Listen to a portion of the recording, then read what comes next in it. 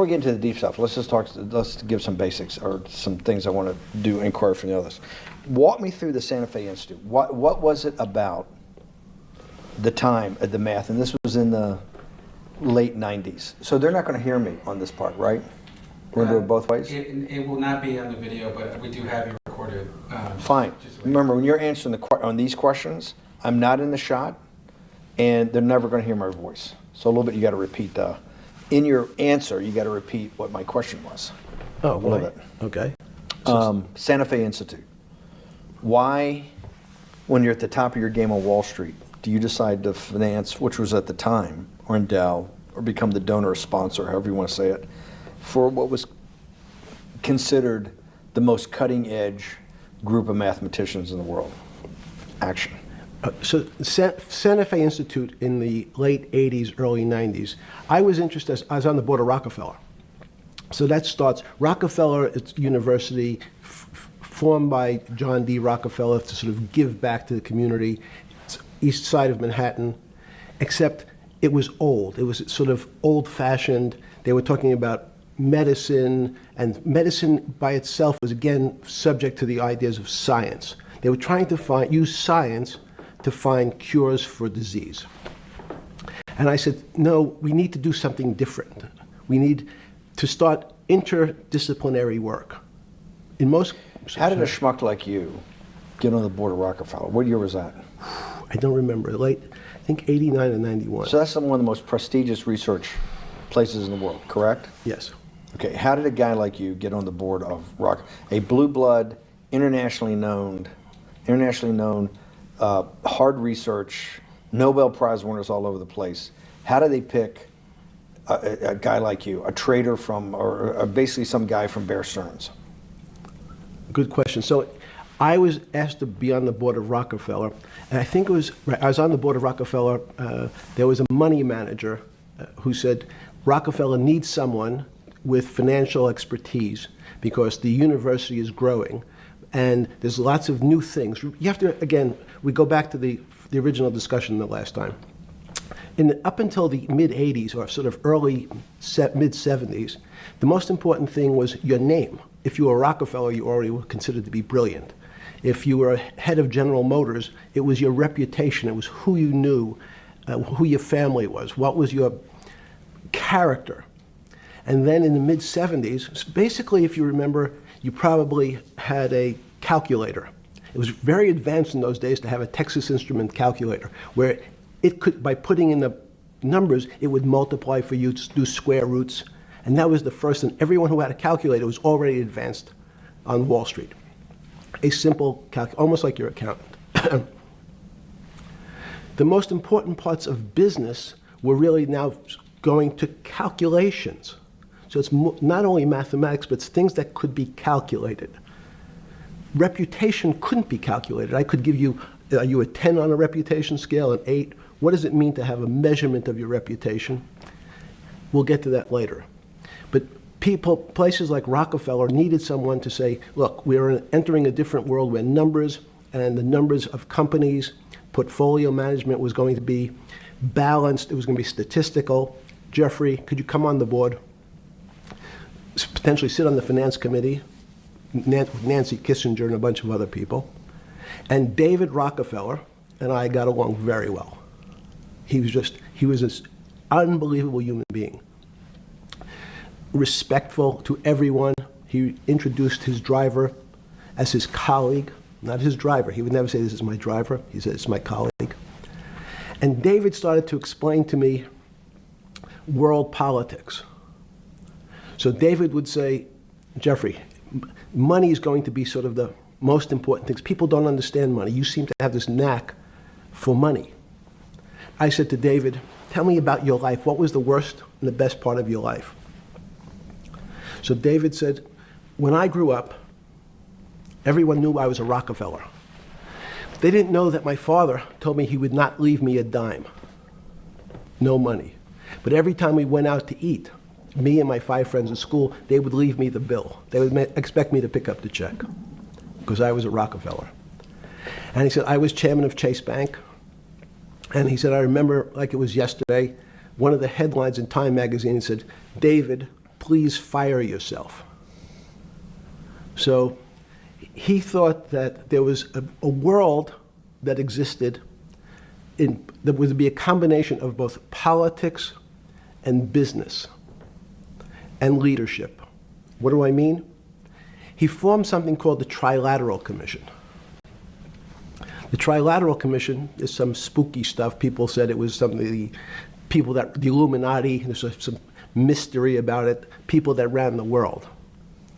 It was politicians, but David said most countries, the politicians get elected for 4 years or 8 years, separate from the royal families in England or in the Middle East. Someone's there for 4 years and then they're not there anymore. The most important people to have stability and consistency would be businessmen. So he formed this Trilateral Commission of businessmen and politicians from 3 major continents. So it was the North Americans, the Europeans, and the Asians. So he said to me, would you like to be on the Trilateral Commission? Now, I was 30 years old, 32 years old. I said, great. And he said, well, you have to fill out this application so they have your bio. And I looked at the list of people, and it was Bill Clinton, former president of the United States, Paul Volcker, every great leader in America, the Asians, the Japanese, and with a very long description of their history. And they asked me to fill in what I would like to have written. And I wrote Jeffrey Epstein, comma, just a good kid, which I thought was funny, nobody else did. So to answer your question, at that time I recognized around the world that monies and currencies were not really well understood. But again, it was only numbers. So numbers, and I'll get to the fact that it was bad thinking. Numbers are very good. Are most people that you meet, even on the Trilateral Commission, when you meet most people, do you find most leaders financially illiterate, economically illiterate? Most political leaders don't come out of a background of finance. Most political leaders come out of a background of being popular. So in some of the countries, in some of the African countries, for example, they might have been a military person. They were a general. In some of the African countries, they might have been a disc jockey. Or in our country, they would have been an actor. The knowledge of money they don't have expertise, they have no degrees in finance. They really, and this is one of the major problems, their expertise, if they have any financial knowledge, is of their own checking account or bank account and filling in their own taxes.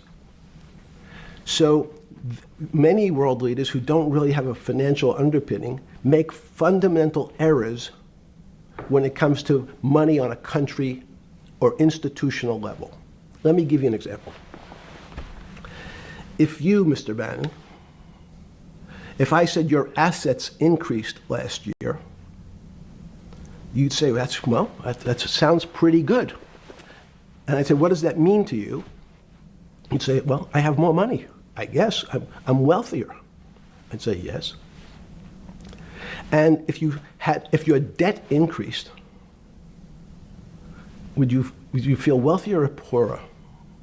You'd say, well, I don't want to have increased debt. I don't like the idea of that sound, increased debt. Now, that and world leaders understand when their assets go up, they feel better. However, institutions like banks, things that people don't really understand are financial underpinnings of banks. When I say your bank, Mr. Bannon, you have the Bannon Bank, you doubled your assets. Sounds good, but what does it really mean? It means people owe you more money. You don't have any more money. What? Yeah. A bank's assets are how much it is owed by other people. That's crazy. So if the bank goes from $2 billion of assets to $10 billion, it means people owe it an additional $8 billion, but their assets have gone up. So the terminology of assets and liabilities is different for banks. It's not natural. And what most people, and you ask questions about world leaders, there's many people, I think your old boss Mercer understood, there's a fundamental part of money which is called fractionalized banking. And fractionalized banking is something that finance people understand, and the people on the street, and when I say people on the street, that's where I was when I started on Wall Street, would find it impossible to believe. Impossible. Why? Bannon Bank, I give you $1, just one single dollar. In our system of banking, I would say, okay, Steve, I gave you $1. How much could you lend out to your friends? And your natural reaction would be probably something less than $1 because I want to keep something in my pocket. The way our system works is if you as a bank are holding my dollar, you can lend out an additional $8 or $9. No, it's impossible. I only have $1, Jeffrey. We have something called fractionalized reserves, which is if you have 1, you can lend out 9. That's the way our system works. And so not only do world leaders not understand banking, but the man on the street, my father who worked in the park department, it would be beyond his imagination that people could lend out more money than they actually had in their pocket. Next question. But how did this, in understanding that, when you get on something like the Trilateral Commission, you're on the board at Rockefeller, which is the most advanced research. You get brought into the Trilateral, which is the elite of the elite. How, since you're only at that time 30-something years old. 8 years from teaching at Dalton, right? You're a Dalton. No, 10 years. 10 years right. teaching at Dalton. Yes. Walk us through. I mean, put us in the room. Walk me through exactly what it felt like. What it felt like being on the board at Rockefeller. We got these Nobel laureates, and you're sitting there making decisions, and you start to meet these people at Rockefeller. Now you start to meet these people at the Trilateral Commission. What did it feel like? It's a great question. So what did it feel That's like? what I'm in the business of asking. Yeah. What did it feel like meeting some of these people like Kissinger or Rockefeller? And those are two extraordinary people.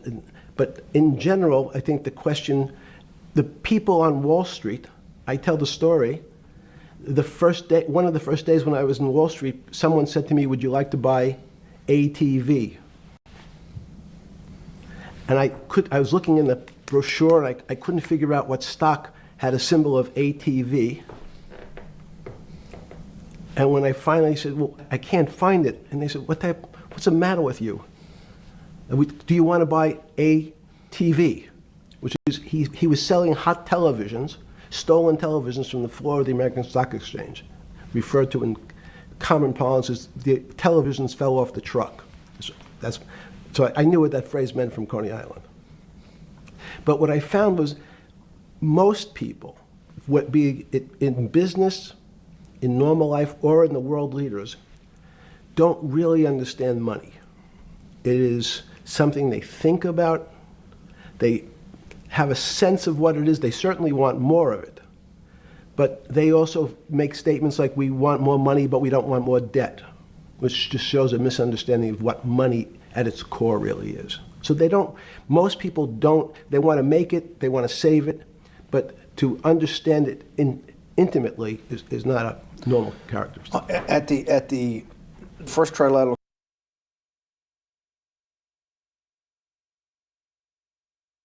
or something? Yeah, good. You're good. Just give me approximate. You joined the Trilateral I Commission. think it might be And we'll be able to show we'll pull down the chart of where your name was, but just give me roughly when it was.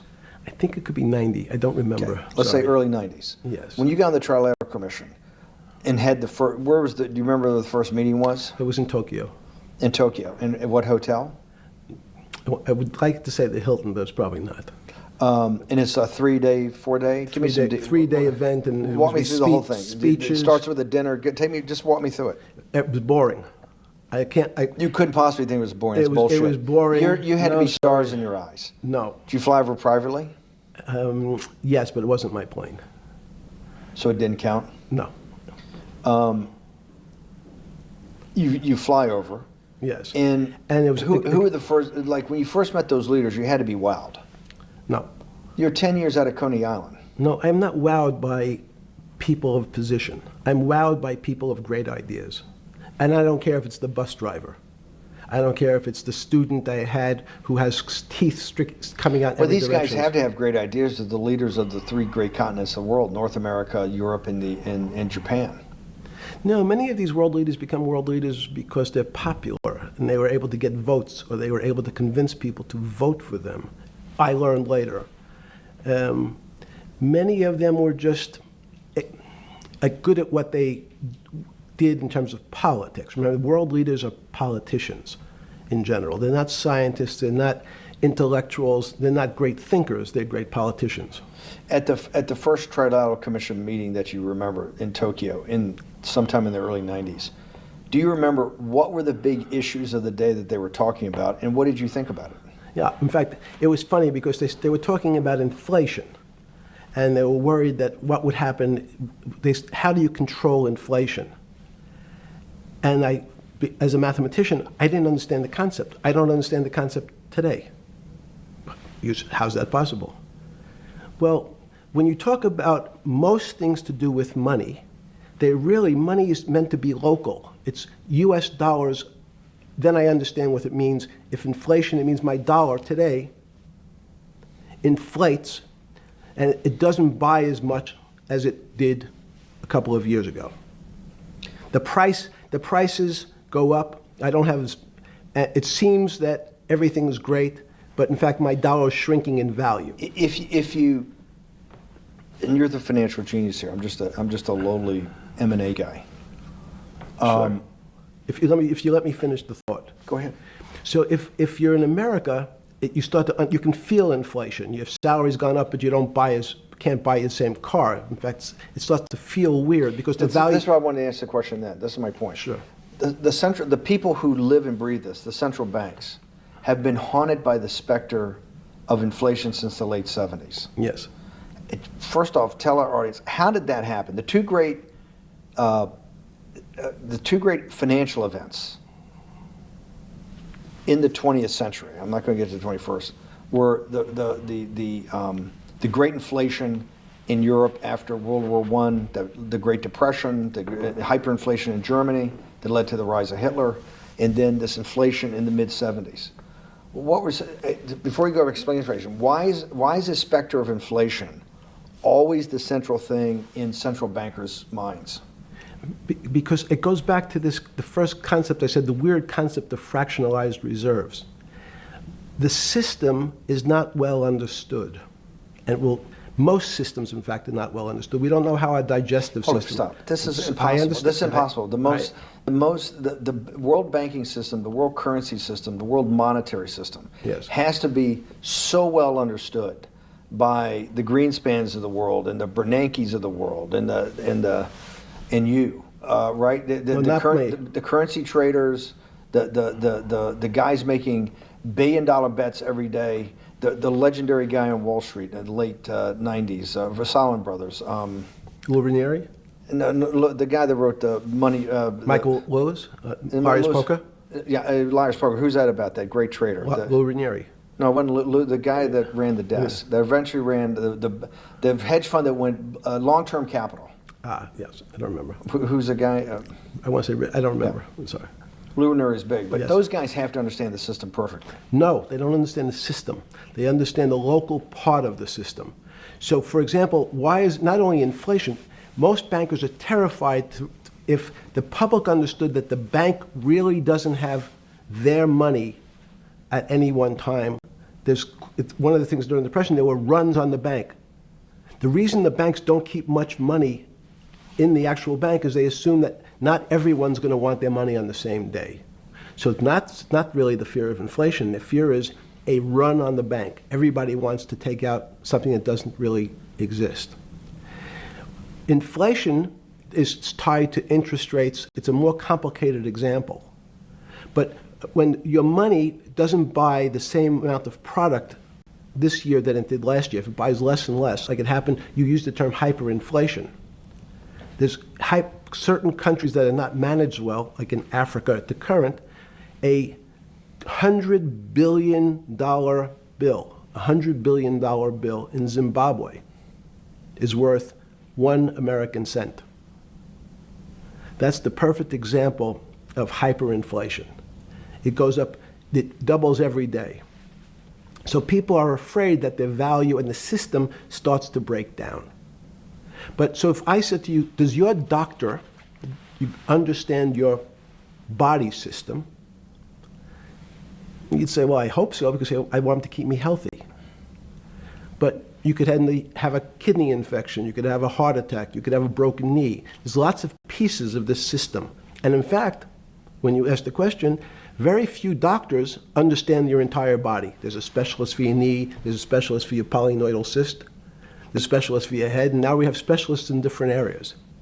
So and I'm going to get to your first question about Santa Fe Institute. The world economy and your body are both comprised of little systems interacting with each other and making one big system. This is what's stunning for all the little guys out there, the populist movement, the little guys that haven't had a pay raise in 30 years. They think that these elites, have everything. The guys in the room making the decisions, the party of Davos guys. You're sitting there, you don't think many people today really understand the complexity and really all the moving pieces and how they interconnect to the world's financial system. No, not only don't they understand the complexity, and that goes back to Santa Fe Institute was an attempt of trying to see if there was a way to mathematize, formularize, or algorithmically understand what the term complexity means. That goes back to the original question. Complex systems are complex by definition. But there's not necessarily, it's not one level of complexity. We might say, well, our fingers are complex, the movements, the muscles of our hands. But it's not as complex as the blood system. Now I have a circulatory system. I have systems on top of systems. So that there's no one group of or person that really understands the way the body works. There's no one group that understands the way the financial systems work. You might understand U.S. bond market. Now, you've asked about the trader, long-term capital. That was a bond fund, very small part of this very complex system. So the goal of the Santa Fe Institute was to see, is there a way to get in, somehow understand how complex systems interact? Fast forward, Steve, to today, where Google and these other engine companies, the other tech companies, are trying to build artificial intelligence. The strangest thing that they've found, one of the strangest things, is that the systems that they design, this artificial intelligence, which a lot of people have heard about, is they design a bunch of systems. They're called neural nets. Terms simply taken out of brain work, neurons in the brain. Nets because they actually look like a net. They put in some inputs. The computers work, spit out an answer.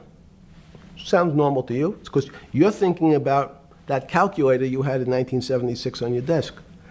When you ask the person who designed the system, how did it come to that answer?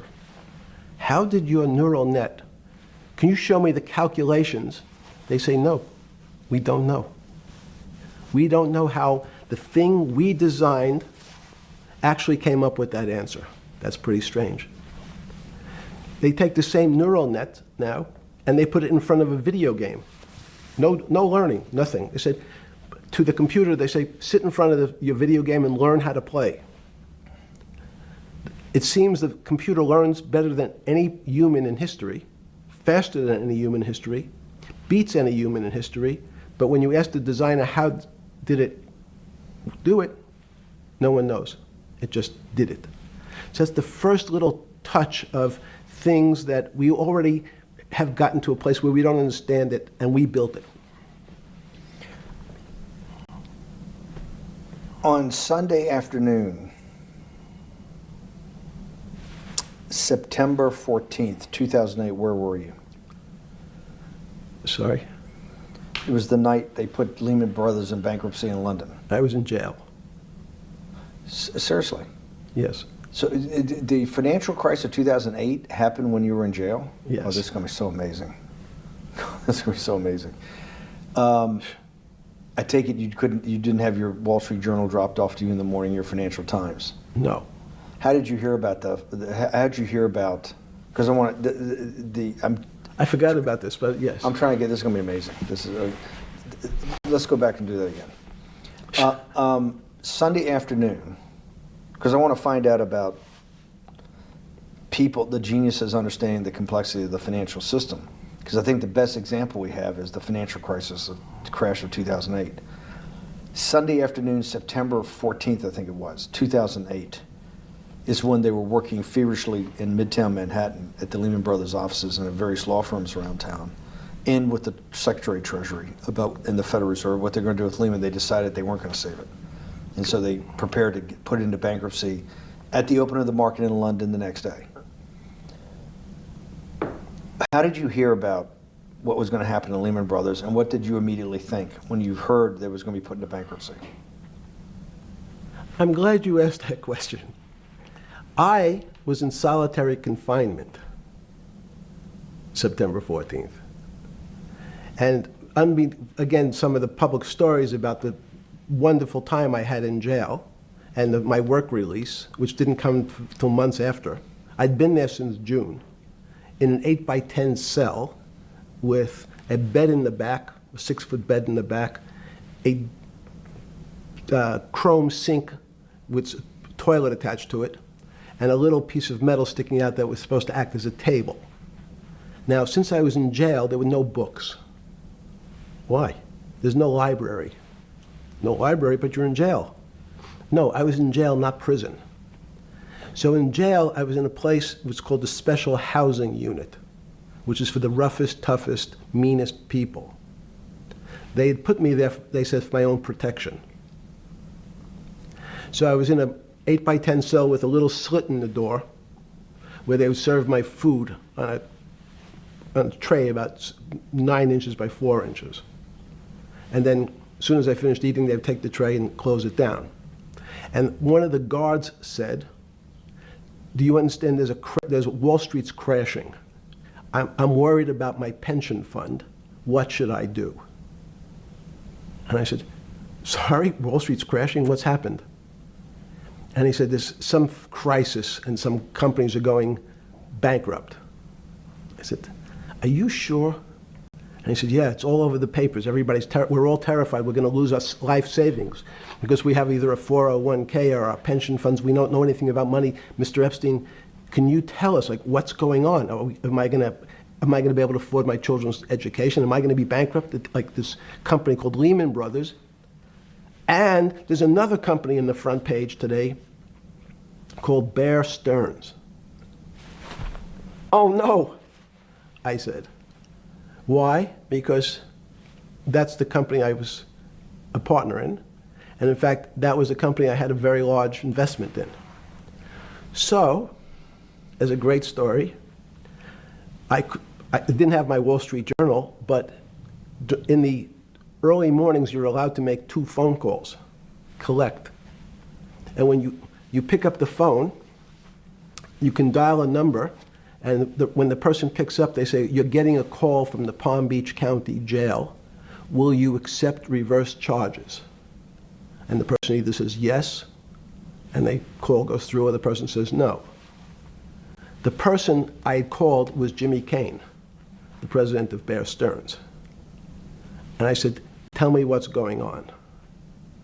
And so that my knowledge of the financial crisis happened with Jimmy, who was at the center of the storm, telling me about what Lehman had gone under, and they were trying to figure out a way, should they bail out Bear Stearns?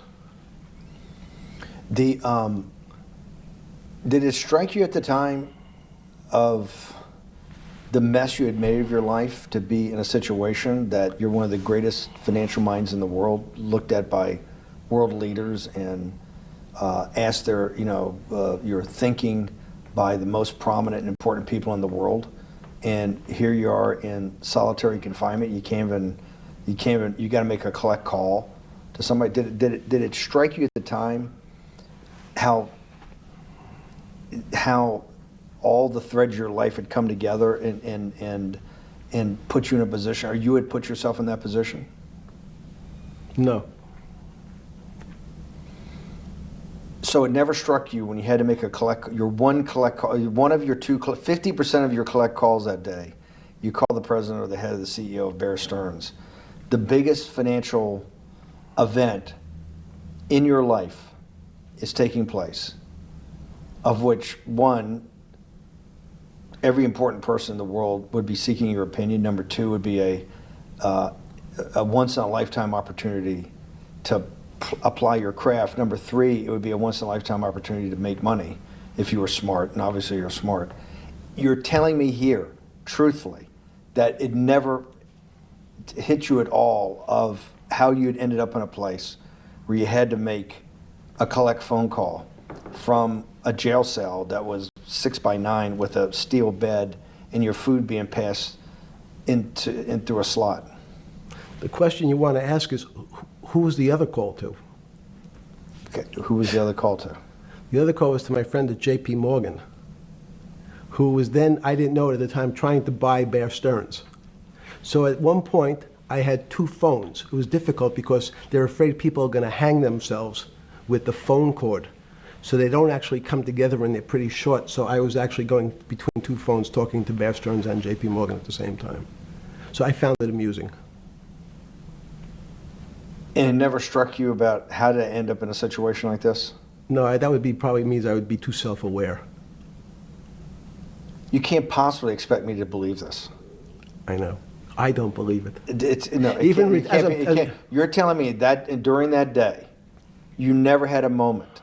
You sat there and go, what the fuck have I done with my life that I'm in a 6x9 jail cell when I should be on a trading desk, or I should be in my $250 million greatest townhouse in New York City, taking calls from the king of Saudi Arabia, the president of China, the head of Russia, the president of the United States, to save the world's population from a financial debacle. You honestly expect me to believe that that never happened? You're suggesting I was somewhat depressed, and how could this happen to me? I'm not saying depressed. I'm saying a moment of awareness of how could I get myself into this situation. No, I would just say how strange that this happens. It's strange. I'm wearing a jumpsuit and flip-flops. What color was the jumpsuit? Brown. Brown. Brown jumpsuit. Yes.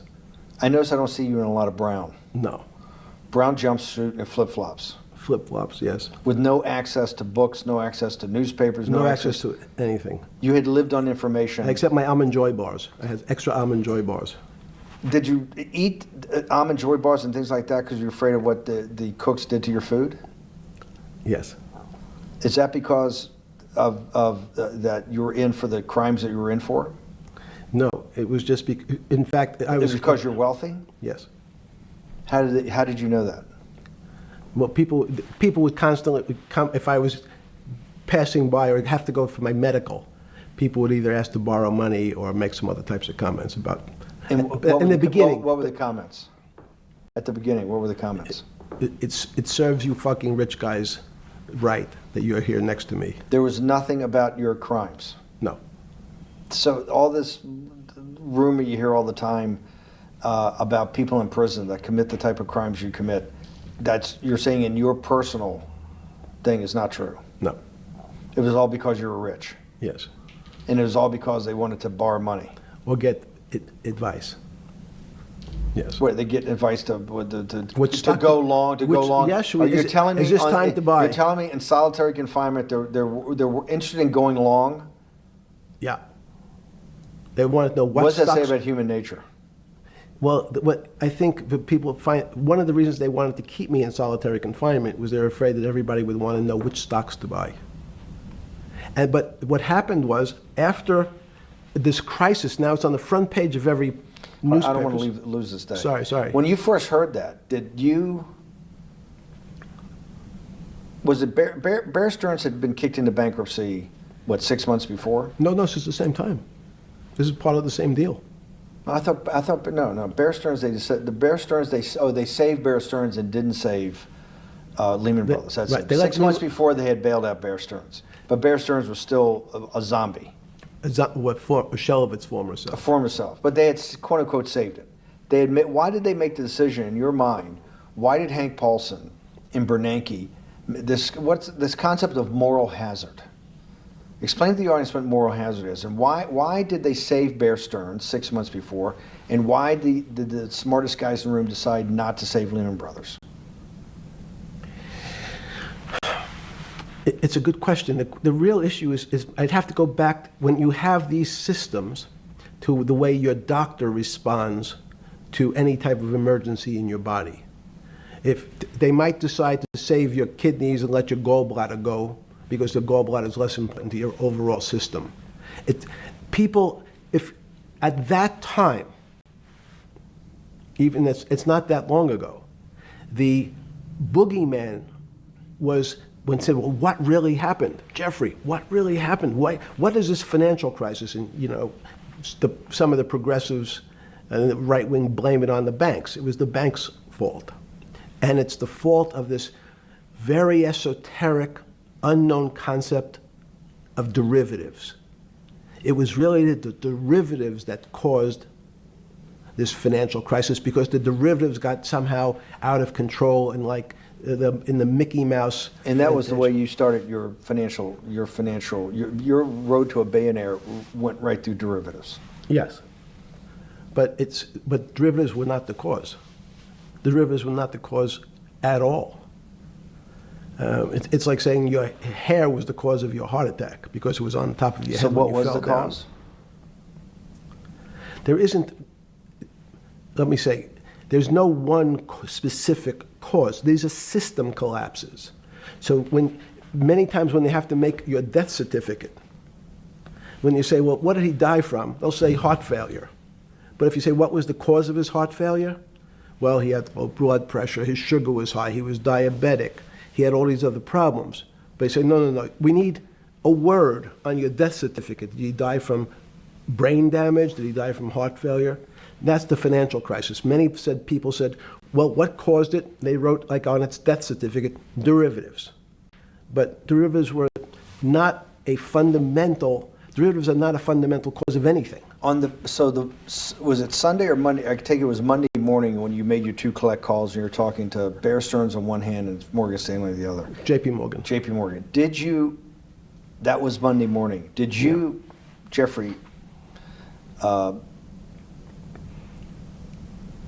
being one of the financial geniuses in the world, did you understand what Lehman Brothers going into bankruptcy, the domino effect, that by Thursday the financial system would be under such extremis that if it didn't have $1 trillion cash infusion in the United States, it might collapse? Did you know that at the time? Did you view that at the time? Yes. You did? Yeah. Why? Again, I don't want to bore you or the audience with the idea of it's a medical procedure, but you had system failures. So you'd recognize that if I said to you, did you realize when your father was on the ground and he was clutching his chest and he couldn't breathe, it was a bad situation, he could die. That's how I saw it. Did you immediately think about the commercial paper market? I mean, the mechanical triggers that actually you had to blow through these circuit boards. Did you know the circuits? Did you understand the circuits? Or did you have a concept of the circuits that were going to get blown through? Yes, but only because of an analogy to a body. And in fact, from my telephones against the wall with my little metal wires, because the next day I talked to another person in Washington about the issues of what I thought was happening, and I made the same discussion about the... They were at the Treasury Department? Yes. So in a 6x9 cell in... The phones were outside the cell. In Palm Beach County, California? West Palm Beach, Florida. West Palm Beach, Florida. This was your juice diet. West Palm Beach, Florida. West Palm Beach, Florida. West Palm Beach, Florida.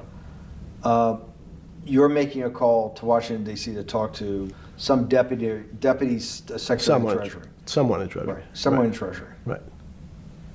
And that does not, the night before you go to bed, it doesn't dawn on you at all. You never have a moment of self-reflection that, how did I end up on this metal cot when I should be at the center of things?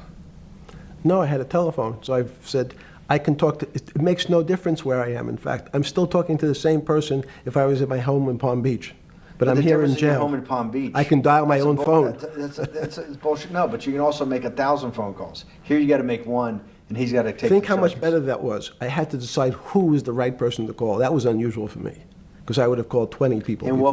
what was the advice you gave him? I said, you have a sick patient, and it's very much like a sick patient in the emergency room. You can't think about it like your car.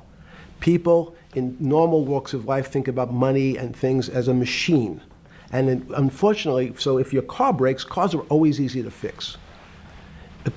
My jets, my cars, if it breaks, I know it can be fixed because it simply follows the same pattern. If this part breaks, you replace the part and the thing works again. People and the financial system are not machines. They can't be fixed the same way. You can't simply take out the put some more juice into the commercial paper market, and that's like replacing the carburetor on the car. It's much more, I have a patient who can't breathe, has a stomach problem, can't see, looks bleeding at the same time. What do I do first? I have to think about it as a system. Where's the most logical place? What's the most dangerous place? If your heart stopped, we have to start your heart again. In the equivalent to the money market, why do I have to start your heart again? I need to get your blood flowing. If your blood stops, you're dead. If liquidity, which is the equivalent of blood in the financial system, dries up. Once liquidity is basically cash, putting cash into the Forget system. about what it is. Okay. Liquidity is liquidity. It allows the system, it's the blood of the system. You need to pump blood hard into the body of the economy to keep it flowing. And if you're, especially when you're worried about someone dying, you're not going to be worried about the niceties of, well, you got the shirt dirty and there was some damage. Pump in that blood, keep that heart When you pumping talked to the person in Treasury on Tuesday, the 16th, did you get a feeling as you were sitting in your 6x9 jail cell in West Palm Beach, Florida, that they were on top of things? No, you can't. It's impossible to be on top of things. There's no such thing. It's, again, the doctor watching the patient die. You hopefully have some confidence that he's seen it before. He recognizes that there are some steps he has to take first before he bandages the guy's finger or worries about what shoes he has on. So you hope that the people in charge, your doctors who are working on the emergency patient, have enough experience and, frankly, judgment to try to keep the patient alive. Did you think that they had those things, patience and judgment? They had pretty good judgment, and you needed a lot of luck, just like in the dead patient. Hopefully you put that blood in and it's not too late.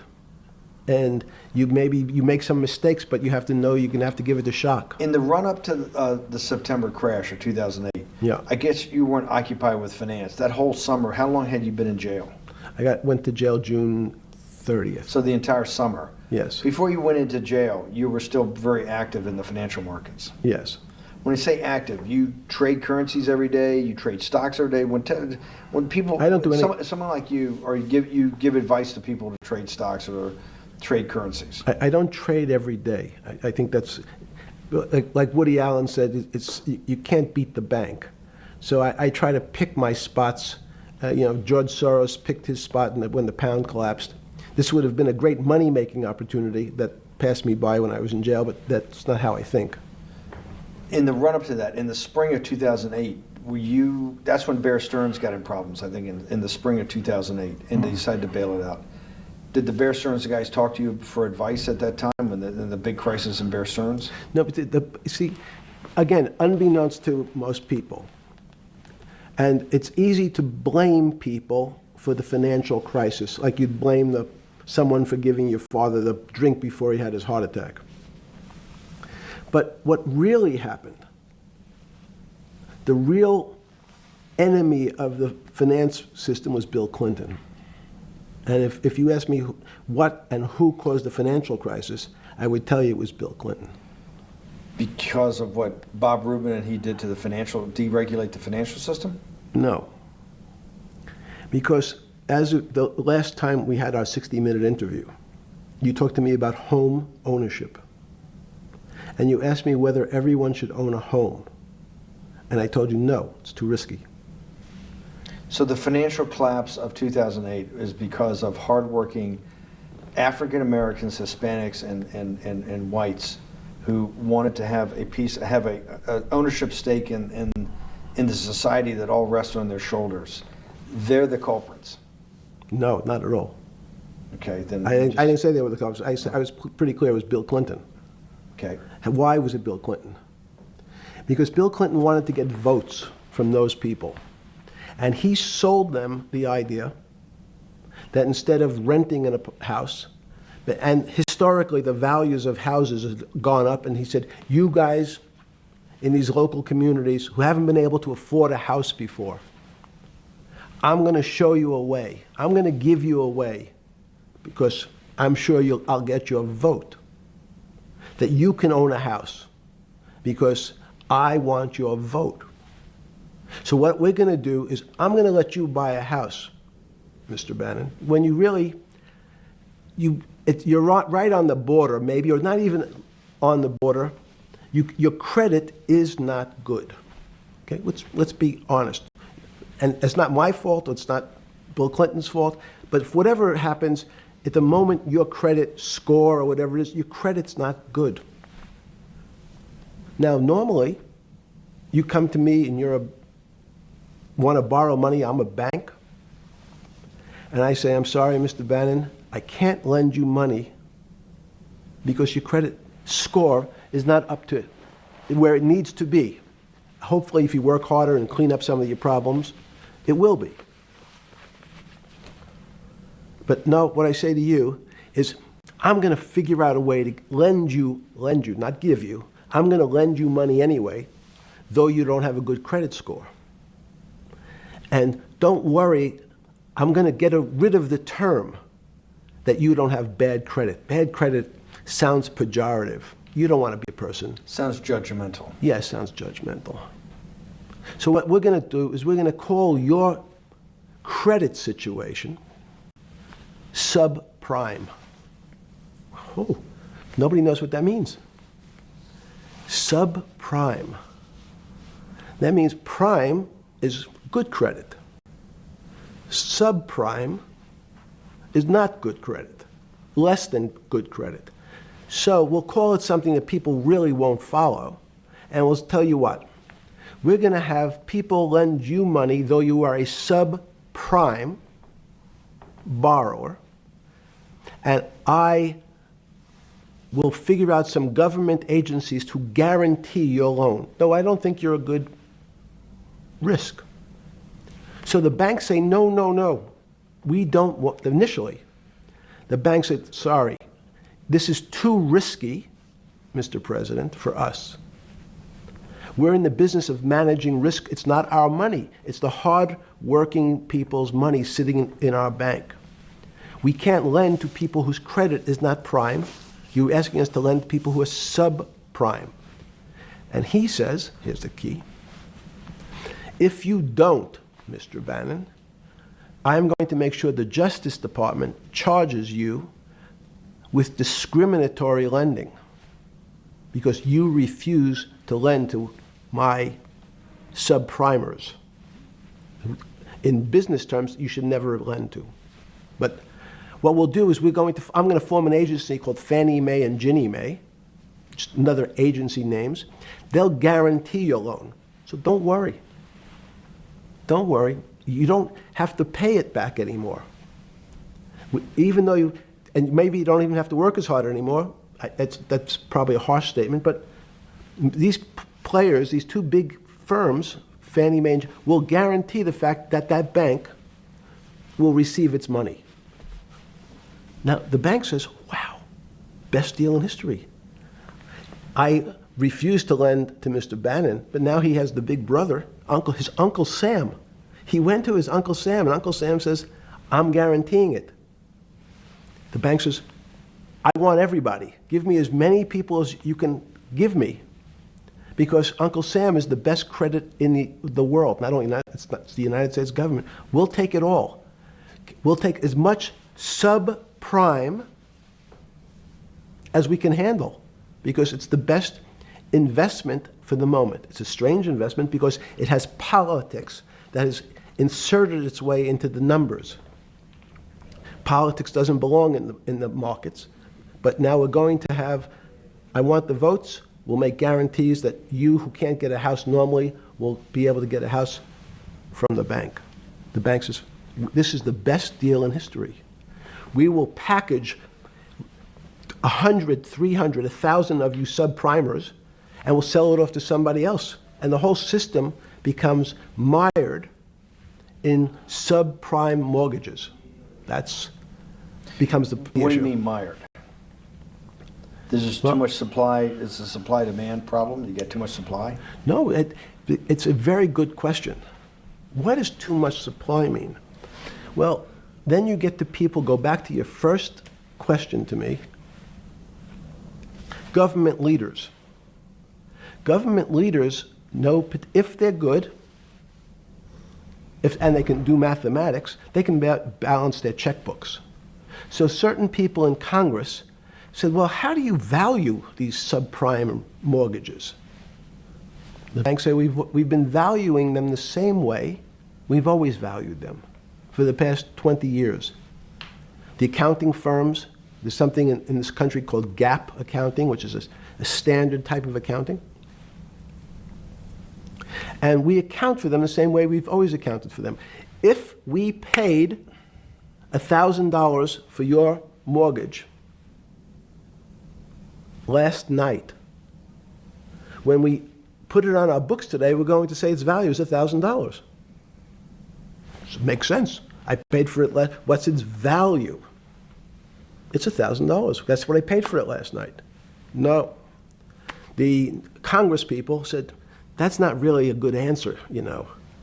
That doesn't give us confidence that you know what you're doing.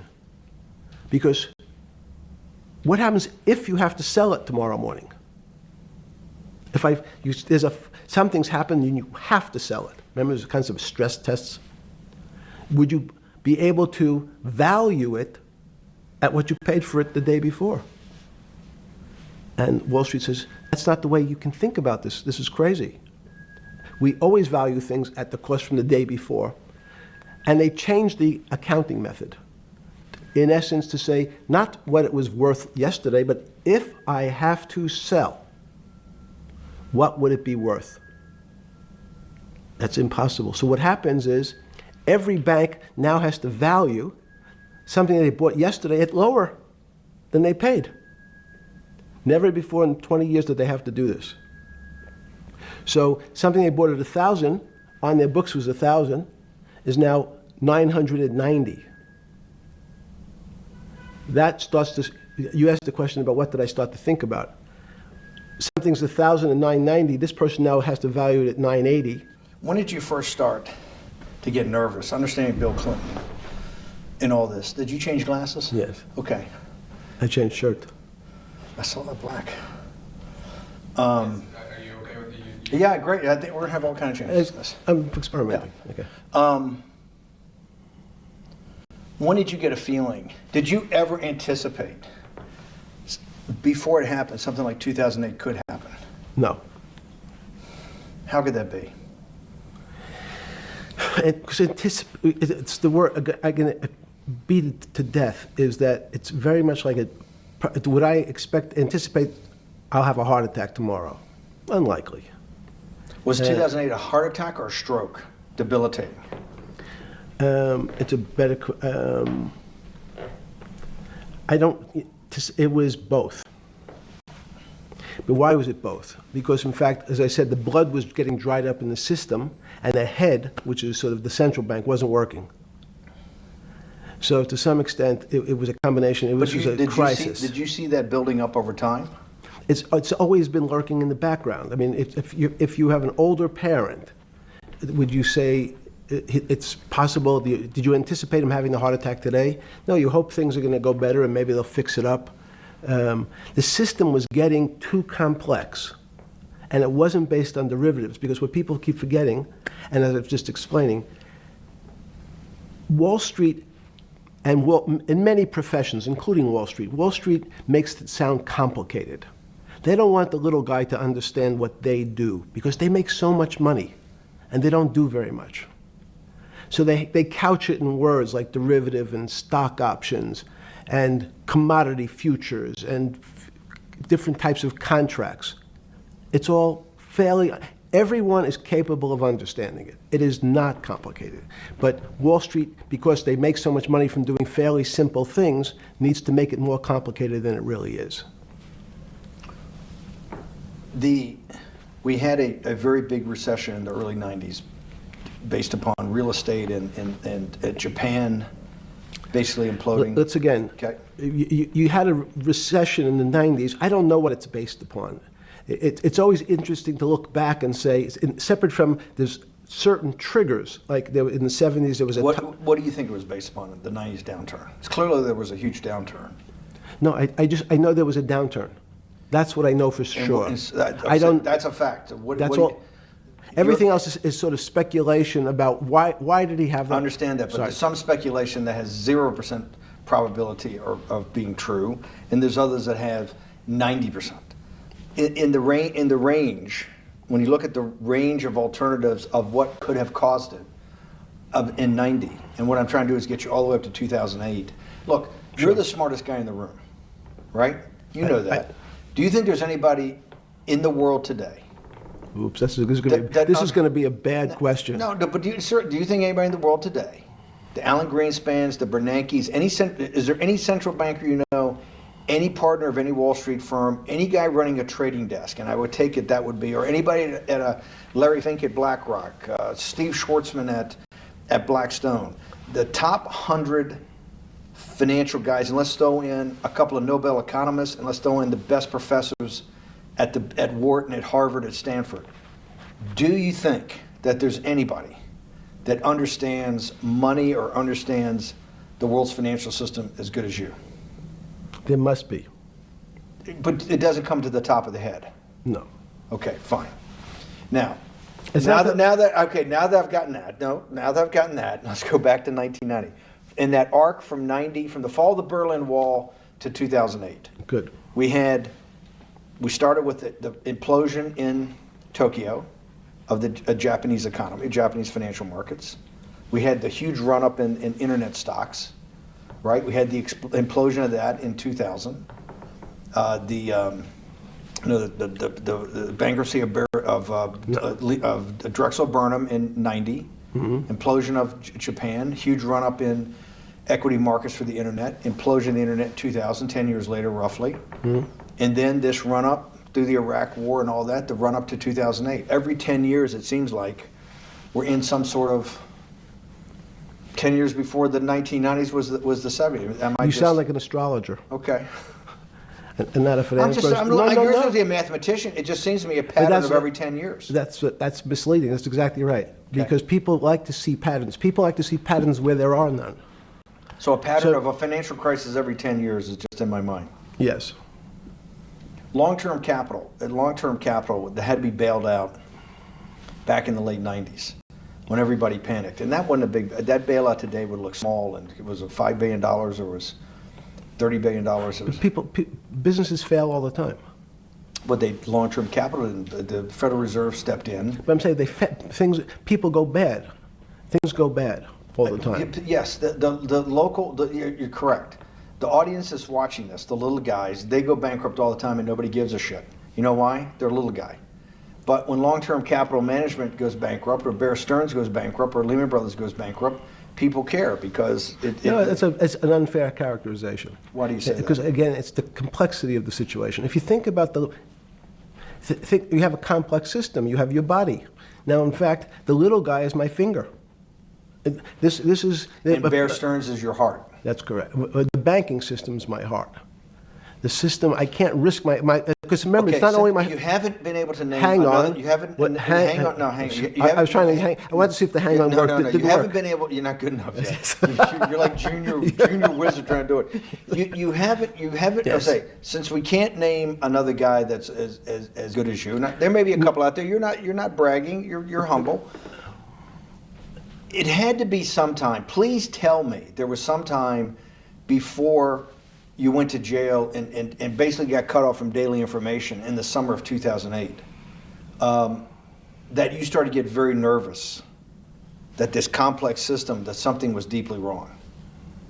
Okay, first, let's go back. When I say no one understands the system better than I do, it doesn't mean I have. You always sound like a doctor. You're afraid he's going to get sued for giving a thing. Yes, you're not, no. you're No, not no, taking no. on any liability. There's no contingent Yes. liability here for Yeah, your no, answers. no, no. But the word understand is the problem. Okay. I don't understand the system. So I don't understand the financial Will you system. please stop? You cannot sit here and Yeah, tell me. no. What we just went through, I'll go through again. The hedge fund managers, the money managers, the central bankers, the commercial bankers, the heads of the investment banks, the heads of all the trading desks, the top economists, and I'll throw in the business school lecturers at Stanford. Of all the top 200, 250, you can't name at the top of your head the guys are at least at your level. You have to understand it somewhat. No. Sorry. We all don't understand it. No one understands it. It's a miracle. That's part of the problem. It's impossible to understand. That word understand simply means if this happens here, that will happen there. It's predictable. Understanding means it's predictable. It's not predictable. That's the problem. In complex systems, that was the fascination. Is there a way to tease out some level of predictability? So even No, in the fact, spread- you would ask the question, it's a great question, which was it a stroke or a heart attack? Now, most people don't know that before they were going to have a stroke, they had a stroke. They just have a stroke. Do they understand why? In hindsight, you go back and you can make lots of explanations. It might sound good, and if you're talking to the working man, you're using language that he'll never understand. It's complex. So he, just like going to his doctor, he says he has a gastrointestinal problem, or he has diverticulitis, as opposed to saying, you had a stomach ache, you ate bad food. People don't like to say it in normal, everyman terms. The system had a stroke, and we don't know why. But you just, okay. Hardworking people, and there's a great social benefit, would you not agree, with having people having ownership in the system?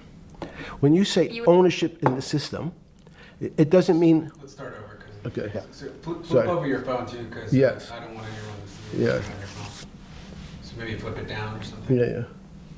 Yeah, who knows what the fuck comes up with that phone? That's correct. We don't want to send you. KSA. I can't not believe I've got the magic moment when you're in fucking prison or jail, wherever the fuck it is, It's in crazy. solitary. Now, there's a funny part to that we missed, which is So said. go ahead, tell it. The funny part is what you asked me. Is there anything funnier than that? No, For no. black humor, it's I don't make any black comments. Sorry. You asked me what I was wearing. That's right. You're too wrapped up in the Me Too movement. Yes. So I was wearing a brown jumper and a brown pair of pants given to me by the jail with the word trustee on the back. Because you had qualified to be a trustee? Well, the funny part was it was spelled Trusty. So I wasn't really sure. I'd been a trustee in many different operations, but it was the first time it was actually printed on my back and spelled incorrectly. Probably had a higher level of being a trustee at that than you had at all the boards that you were trustees, right? Yes, right, because as the trustee meant you get two devices to clean your toilet as opposed to one. Yeah, but it also meant that you had some sort of personal fiduciary own responsibility for oneself, right? In the jail? You mean? Well, that's what being a trustee is. That's where they give you two. Yes, you get two cleaners. Yeah.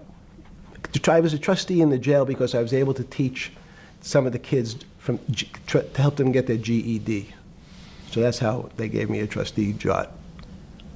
There's no time. I got to go back to this because I'm like a dog with a bone in this thing. Yes. You can't. There's something deeply fucked up with you.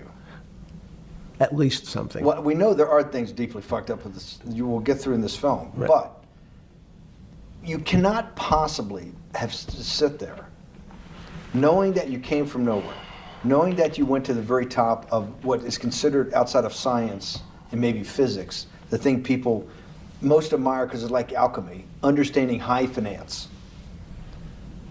To sit there in what will be the defining financial crisis of our time, like Black Friday and or Black Yes. Monday, whatever it was, in the Great Depression, and be there at that exact moment, triggered in part by a firm that you used to be a partner in and knew intimately well, and it created much of your initial net worth because of, and know that you couldn't, someone who lives on a phone, right? Yes. Because you do live on a phone, right? Correct.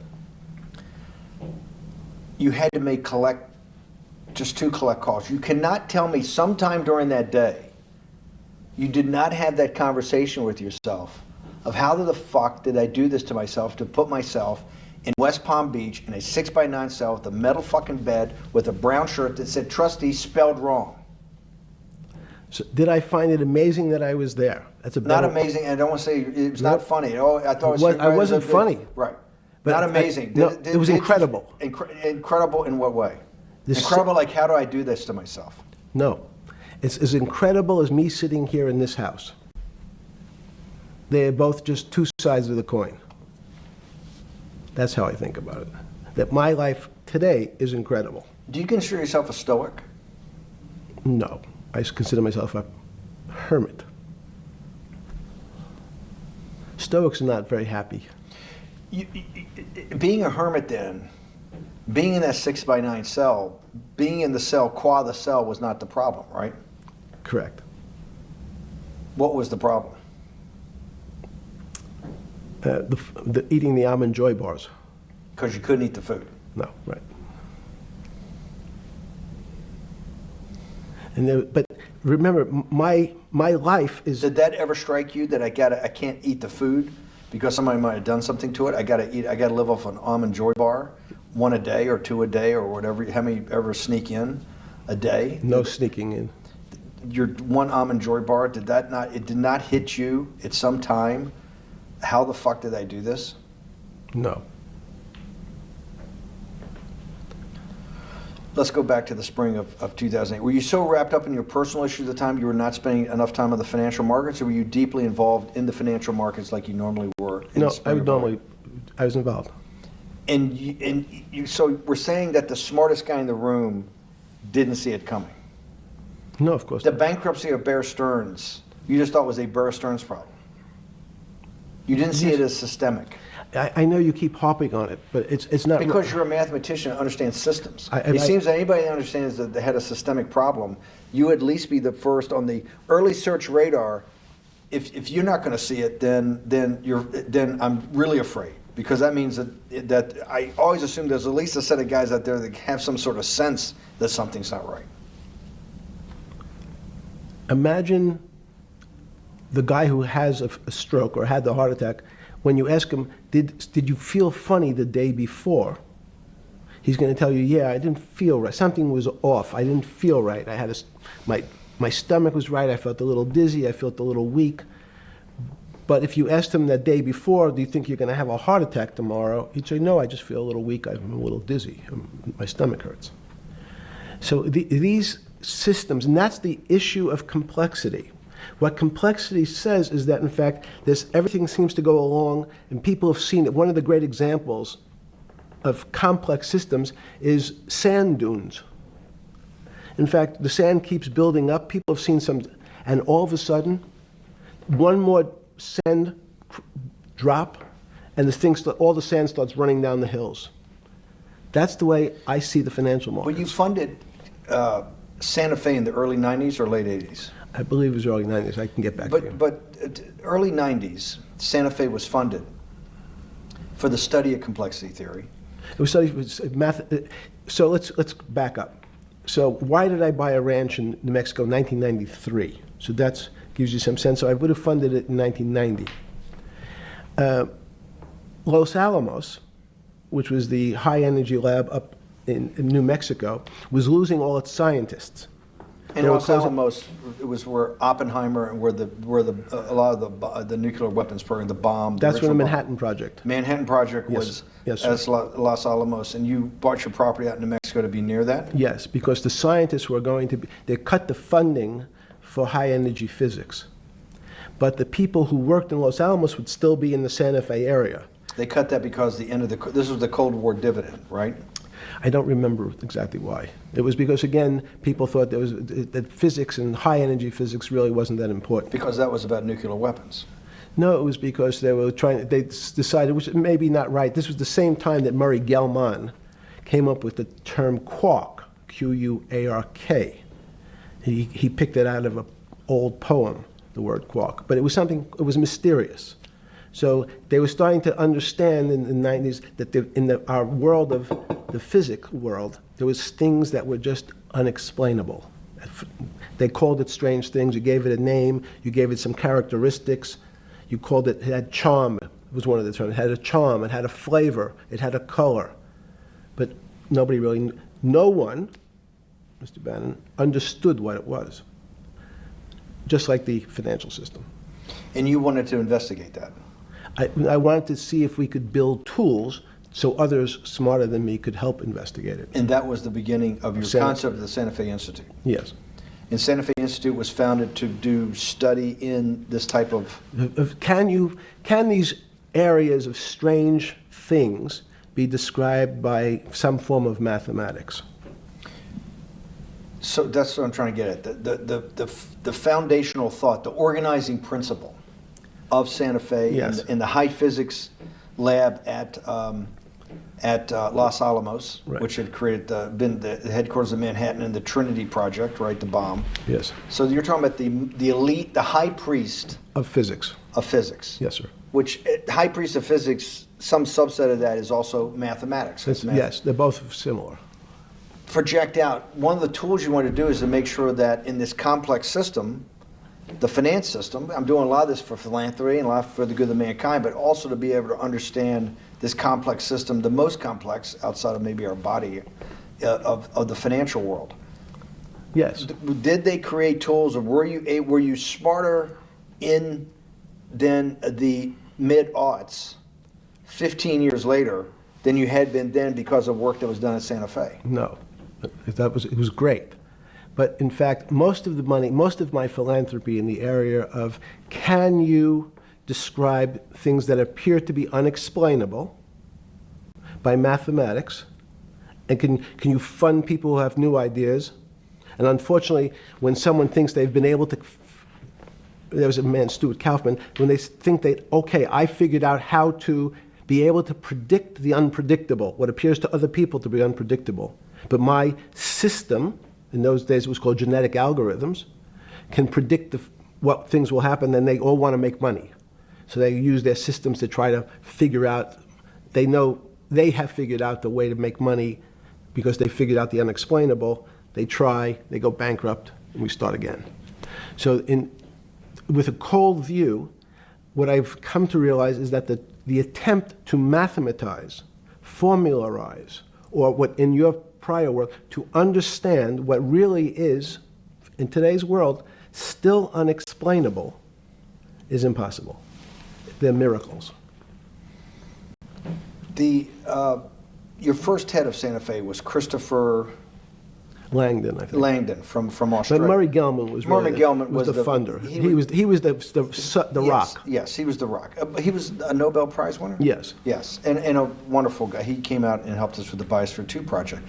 He came with Chris Langdon. Yeah. Chris Langdon was the operator, the day-to-day guy. Chris was doing artificial life. Right. Murray tried to lead his own artificial life. Yes. When Chris came to Biosphere 2 for the first big conference we had in 1994, he was one of the most impressive guys there among all the world's elite. Kew Gardens, the Lawrence Livermore lab, the labs at Sandia, all the major universities, Lamont Doherty, all the big Earth observatories, Woods Hole. What set Langdon apart, I thought, and the reason I invited Santa Fe to be part of it, was Langdon actually made a presentation that everything, and he was making this to scientists, a lot of marine biologists, a lot of people that were just beginning, Wally Broker and people who were just beginning the study of climate change, at that time called global warming.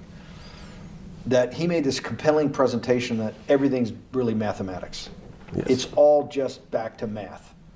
And you have to, all these experiments you do, you're not, one of the reasons they're not considered by the high priest in physics as being real experiments is that they don't have a mathematical basis to it, and everything has a mathematical basis to it. Langdon seemed like a radical visionary. What happened to that concept?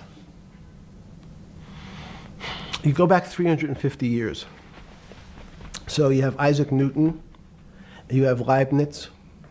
From move forward, you have people like Heisenberg and Gödel, and what every one of those mathematicians and philosophers came to understand is that there's something there's numbers can describe certain things, approximate certain things. But in fact, trying to put measurements and numbers on other things that are really unexplainable is folly. So 300 years ago, they said that unexplainable realm was God. And people who attempted, in fact, to explain the unexplainable, who said, yes, I understand the unexplainable, were charlatans, they were the occults, they were the astrologers, they were the con men. Alchemist. Yes. Well, no, alchemist was, in fact, they believed that there was a way to transmute one metal into another. In fact, they always wanted to see if they can create gold. There's no reason, if you think about it, they recognize that one metal is different than another metal because it has some additional pieces to it. It has additional neutrons or protons or electrons. So because they thought it was a machine, they believed it was a machine, if I can take 5 protons and add 5, that gives me 10, I should be able to get gold.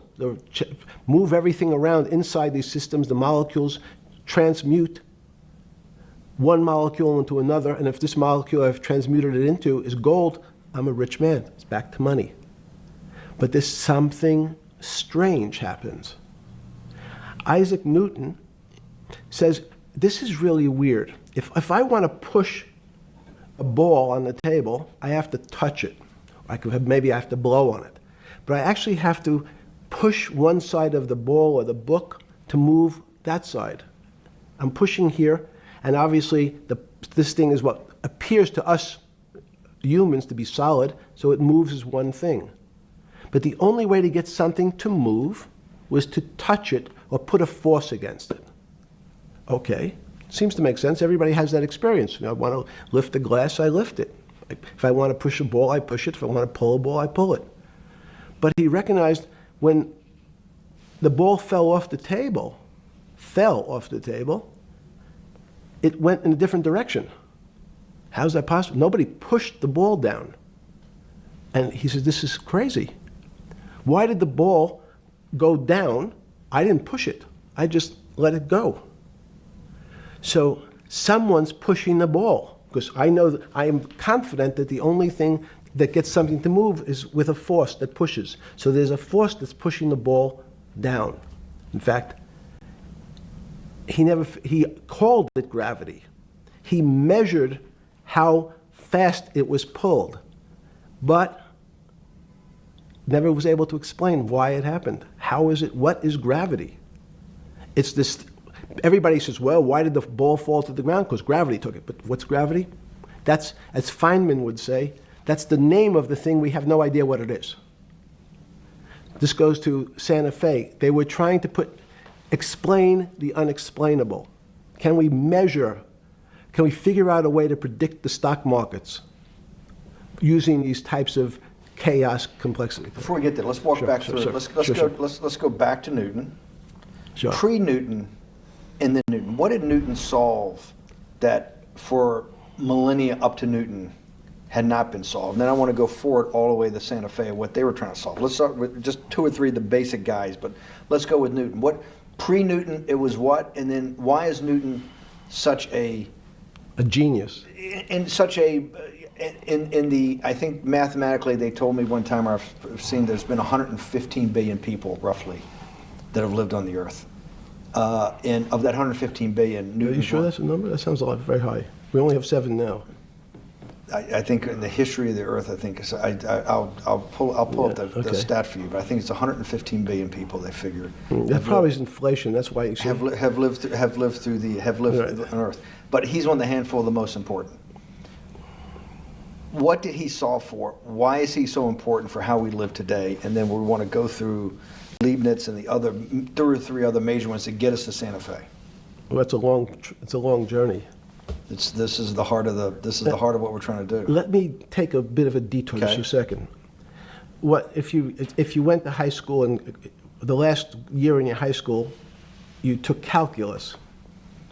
So Isaac Newton sort of invents calculus. Well, that sounds invents. Mathematicians. To torture seniors in high school before they graduate. Yes, but obviously no. Yes, the answer is yes. Certain people could never do calculus. Why is that? Why is calculus why is that the dividing line between, to me, people who can handle that and can go on to do certain things, and people just hit the wall, even if they know math? It seems to me that there's that calculus is the thing that changes. It bridges. That's because it's about the theory of change and the theory of how things change. It's a great question. But in fact, what calculus does is it's somewhat philosophical. That's why mathematics Newton wasn't a mathematician, he was called a geometer. That's what they used to call themselves. They understood geometry and numbers. But there's an old conundrum where it says, during Pythagoras' days, Zeno's paradox it's called, where they said, well, if the wall is 2 feet away from me, and I take one step that's halfway to the wall, that'll be 1 foot away. And if I take another step that's half again, that'll be half a foot away, and then a quarter of a foot. I could walk forever but never touch the wall. Doesn't sound realistic, doesn't make any sense in our real lives of the physical. But what Newton understood is many problems were like that. Many things approached the wall, or in calculus, approached the limit, but never really reached it. So he said, it's okay, you don't have to reach it. We can do lots of the mathematics as if it was so close, it was almost there. And we could do lots of mathematics almost being at the limit. And this is really important, Steve, for today. Because most of the science up until today was things that are starting to approach the limit. You were taught in high school that if you had 1 divided by 0, if you remember your high school algebra, you were told, what's the answer to that? Is there an answer to 1 divided by 0? No, if you were in high school, I'd say, stay away from it. It's the boogeyman. You could write it down as it's undefined. It's not able to be determined. There's a bunch of things. But in fact, 1 divided by 0 is a strange things happen. It's a world of the strange. And what I'll explain to you after is that when you get 1 divided by 0, you get into a world we don't know what happens. The answer is it's not explainable. We can call it things like undetermined. We can have a convention to say it's X, Y, or Z. But in real life, we don't know what happens when you are actually at the limit. So Newton thought the same concept is that the limits were God. You got close to God, but you could never be God. He had this sort of religious interpretation. Okay, I want to go back to Newton. Why is Newton such a big dividing line in mankind's history? What is it about Newton? What is it about what he's trying to solve? What did they not know beforehand? And because we live to a degree in a Newtonian universe, although I realized later subparticle atomic physics, but at least for a while it was Newtonian. So what's the dividing line? Why is he so important?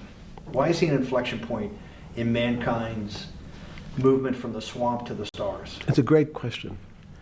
Stars were by Kepler. What Newton starts to allow us to do is to make accurate predictions. Remember that we've talked about that with money, about the things in our physical world, how cars, he didn't have cars, how horse carriages moved, how bowling balls moved, how pool cues and pool table balls. Had people tried to solve that before Newton? Many tried it? Heraclitus or Plotinus, Pythagoras had these greats that we hear about. Had they tried to solve the same problem?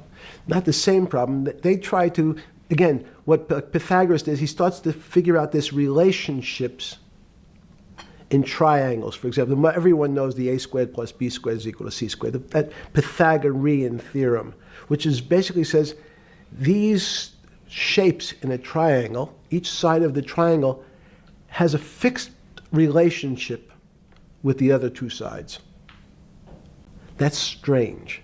He knew, again, but it was all numbers. This was a system of things in the physical world, and Pythagoras says we can start putting numbers on things that help you predict how they will behave. You can add two triangles and make a square, some different shapes. They were looking at geometric forms. Newton says, well, I want to know how planets move. I want to know how things around me move. Can we find formulas? Can I find formulas that explain what I see in the physical world, how physical things interact and how they describe one another? Again, the fact that two things, two solid masses, for some very strange, unknown reason, unknown today, attract one another, no matter what they are. People have seen the experiment. You hang something, two little metal balls from a string, and they move towards each other. In fact, they move towards each other was very specific. So when you drop the ball to the floor of this room, Newton says, in fact, the room came up a bit to meet the ball. The room moved. It's imperceptible. You can't really perceive that motion, but they attracted each other with certain ratios. So he started to be able to measure things in the physical world. And that was great advances. It also, now you wanted to move very quickly. Unfortunately, most people, especially in the 20th century, 19th century, said, well, like Newton, let's measure everything. Let's measure people's behavior. Let's measure their psychology. Let's measure their health. You go to we could have my blood test. Let's measure everything. We measure Wall Street. Their voting habits. Measure, measure, measure. Can we put a number on how much I care for my wife? Can I put a number on how I feel?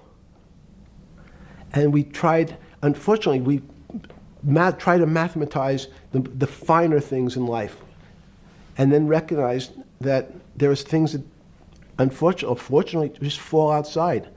Schrodinger wrote a very famous book about what is life.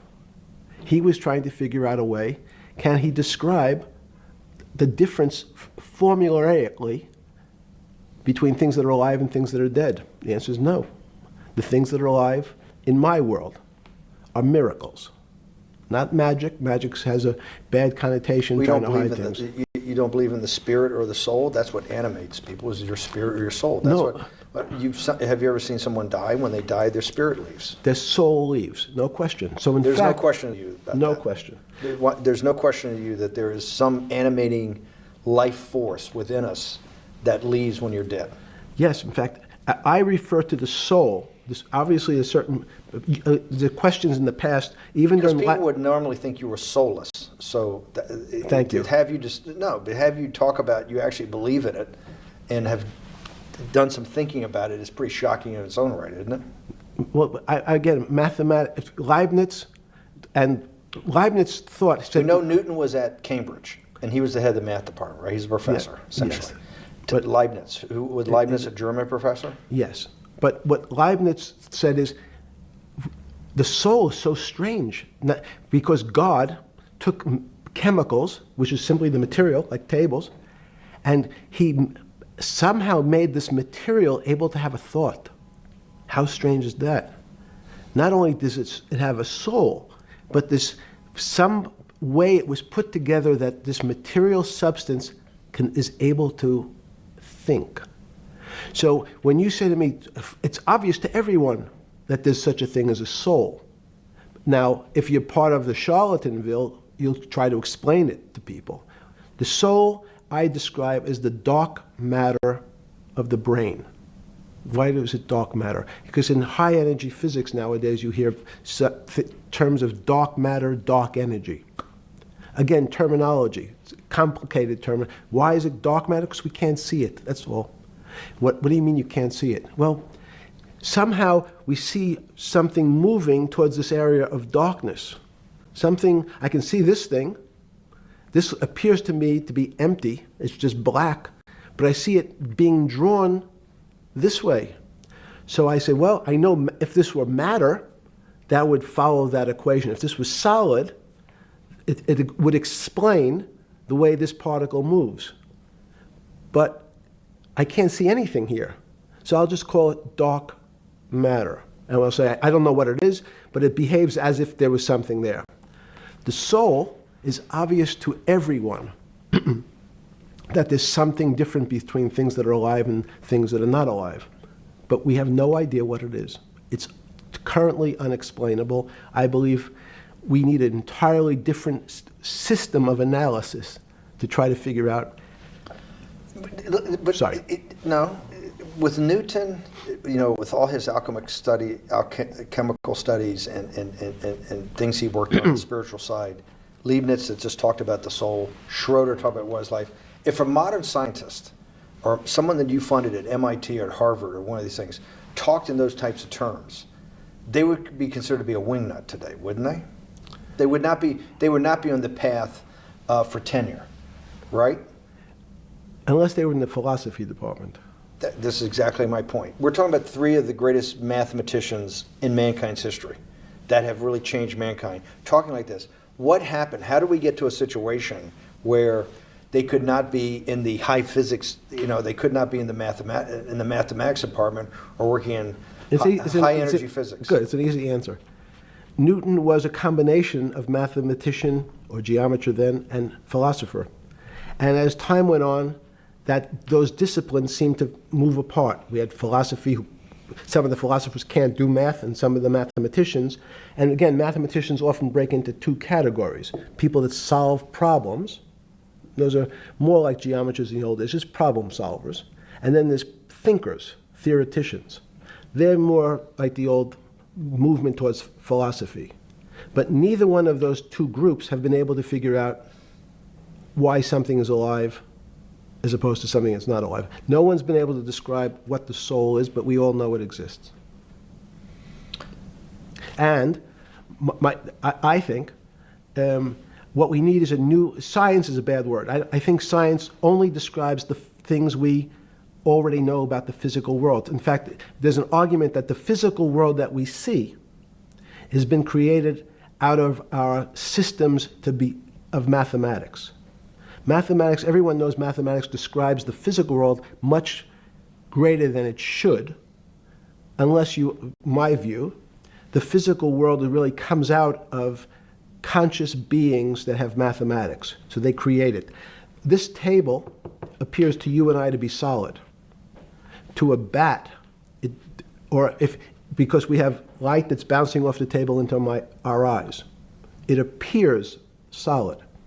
If instead of eyes that responded to wavelengths of visual light, our eyes responded to radio waves, the radio frequencies, it's not different, it's the same type of frequency as light, but different speeds, the table's invisible. We know that our phone works in this room. So the waves are coming through the windows, the waves are coming through the walls. So the walls are invisible to that type of radiation, that type of energy.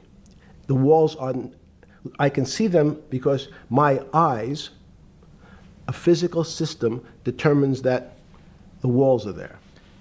You, with Murray Geldman, you founded, or were the original donor, and had the idea of Santa Fe Institute.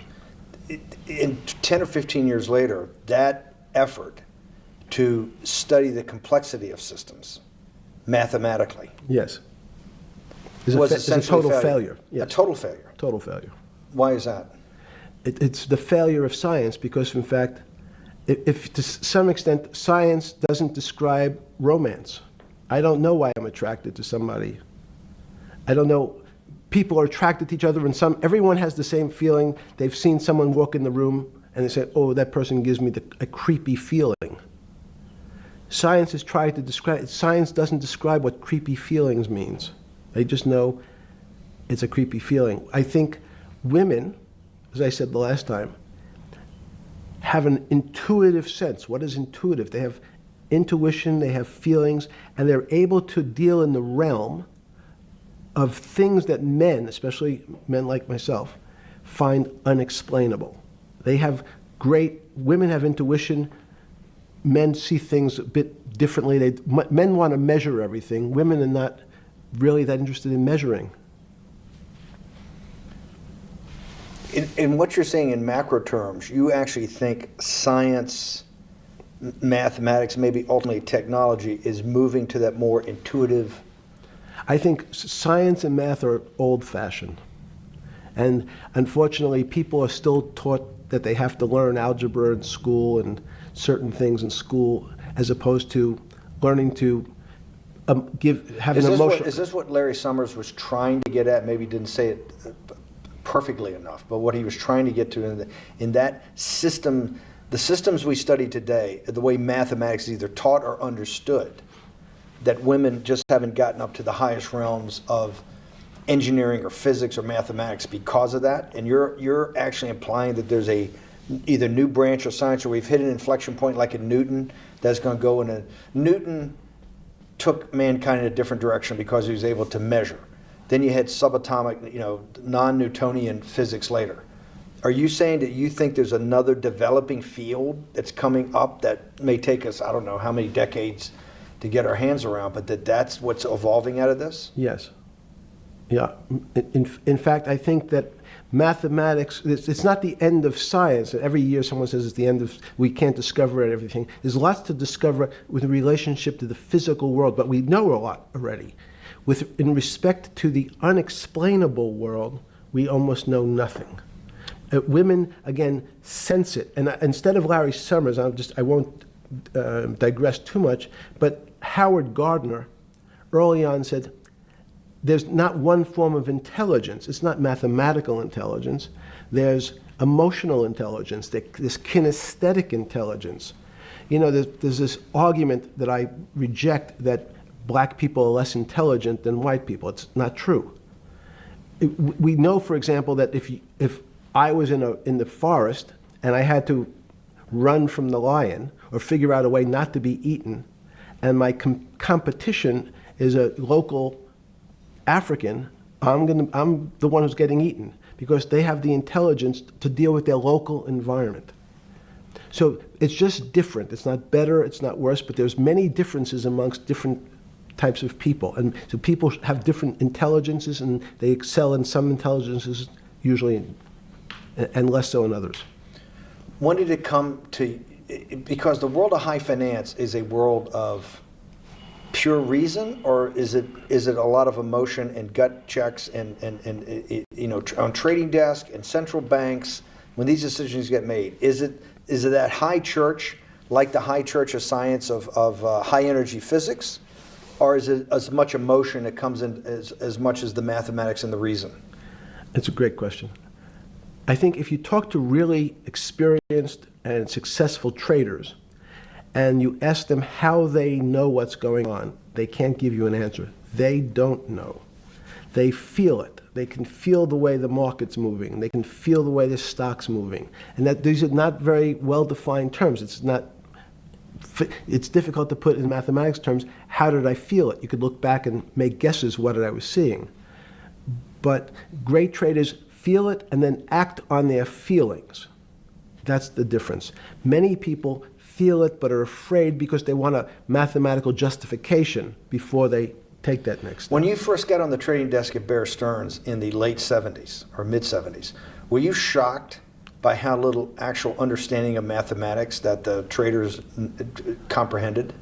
Yeah, well, again, we had a Texas Instrument calculator. Most stockbrokers, especially before 1975, if they were good stockbrokers, could add. That's about it. They could multiply. If you could multiply, you were already in the top 15% of stockbrokers.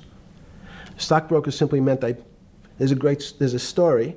When I went to the first person, I had no money. And I said, how much money do you make a year? And he said, $400,000. I said, impossible.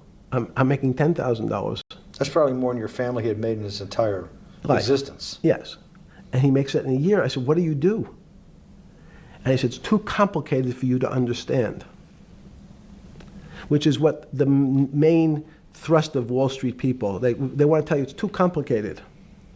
Because if you understood that that person was simply, he had a brother-in-law, in fact, in this case, who ran the pension fund at General Motors. His brother-in-law would call him and say, buy 1,000 IBM. He'd hang up the phone, he'd write it out on a ticket and walk it to a window. That was his entire skill set. Hello, write what my brother-in-law says, walk it to a ticket window. Give me an example when you were on the trading desk in the early days of Bear Stearns of a time that you felt either complete uncertainty or you saw total panic, where something was happening that people couldn't foretell and that they were like in an airplane cockpit where it's going wrong. Walk us through that. In 1978, I think it was, across the news wires, there had been a collapse of the currency in Thailand. On the other side of the world, had no relationship to me. I wasn't sure where Thailand was. But the fact that a currency, a country's money, had all of a sudden dropped tremendously in value, affected the rest of the world's markets. And people panicked because they'd never seen that before. A very small part of a very complex system had a shock throughout the whole system. So prices on Park Avenue apartments, the bond markets, the stock markets, every started to gyrate. You know, there's an old mathematics expression that if a butterfly wings in Mexico make the wrong turn, it spins out, and eventually, by the time it gets to Canada, it turns into a tornado. So these are part of complex systems. So yeah, Wall Street in certain parts. Santa Fe Institute was supposed to actually come up with a formula for that, for the butterfly wings. Why in 15 years did you reach the end of at least that experiment? Every attempt to, that's why it's so exciting now, because I think certain people are starting to realize that there's so many things that are unexplainable that we have to think about them differently. Music is a great example. It's a common man's example. You know, when you hear a certain song, it makes you feel a certain way. How does it do that? We don't know. We can't mathematize it. And even that music, Steve, nowadays we compress music. When you have a violin, it's compressed onto your iPhone. So what does compression mean? I'm taking lots of information and I'm cutting it into lots of pieces and squishing it together. And when I squish it or compress it, I have to take out lots of pieces, but I say that they're not very important pieces. It's those pieces that we take out when we compress data, to me, are the most interesting parts of life. You just said a while ago, part of this new search for science may go back to when people were actually talking about a soul, and you said there's no doubt in your mind that there is a soul. Describe for me what you mean by that. What do you mean by soul? What do you mean soul different than the physical analog body that we're seeing on film right now? It's difficult to describe in words. I mean, I'm not a poet. Poems get a little closer to what that really means. But even the concept of what is life becomes complicated when you deal with plants and seeds. Is a seed alive? I don't know. Certain people would say, no, it's dead. When you're a banana, one of my favorite examples is the banana that's sitting on the countertop in your kitchen today. Is it alive or dead? What do you think about human life? What is human? Tell me about human life. But your banana is alive. That banana is breathing. It's on your. You say that's impossible, Jeffrey. No, it's not. Is the banana conscious? All these words. These are words. So everyone's trying to fit a very complicated concepts into a very small box called conscious or alive. These don't fit in that way. So if you put your banana in a bag and put another fruit in with it, the fruit ripens faster because the banana breathes with it. We don't understand most of those things. So you asked the big question. Sorry. You talk about the life. What about human life? What about it? Tell me what do you think? What do you think human life is? It's a miracle. It's a miracle. And when I say miracle, I can't explain it, and I make no attempt to explain it at the moment. We don't know how to think about it. And anyone, and again, another one of the Feynman quotes when he was talking about quantum physics, he said, anyone, Jeffrey, who says they understand quantum physics and quantum mechanics and quantum behavior, you know they're lying. Let's talk about it. That's post-Newtonian. Talk about what's the difference, who founded quantum mechanics, why is quantum mechanics taking Newtonian physics and taking it to the next level? It forms a much broader category. Let's go back to this desk. You use the thing of Newton using this desk. Why can't Newton's theory explain everything? Why did subatomic quantum mechanics or quantum physics have to come in to explain this? Well, so let's go right back to square one. Why is it called quantum physics? So quanta is a word that simply means packet, small amount. So it's quantized. So we recognized, when we recognized that this table appears, another very complicated word, solid to us, it's really made up of molecules or atoms. And atoms, we've given lots of names to what some of the behaviors. If you were in school, when you and I were in school in the 50s, the model was a little center thing in the middle, and an electron went around and around it. It was seen as a ball that went around and around it. And as we started to look at, say, well, let's see what this ball looks like. I want to be able to examine that little thing called an electron. We found that there was nothing there. There wasn't the thing. It was simply a cloud of energy that we can call an electron. So we already started to see mysterious things as we go into very super small quantities, quantum physics. So quantum physics started to go into the very small, and at very small distances, we see things that we can't explain. We just cannot explain. How am I doing on time? 4 minutes. Fine. And to summarize, no, sorry. Let's go back to human life. When do you think human life starts?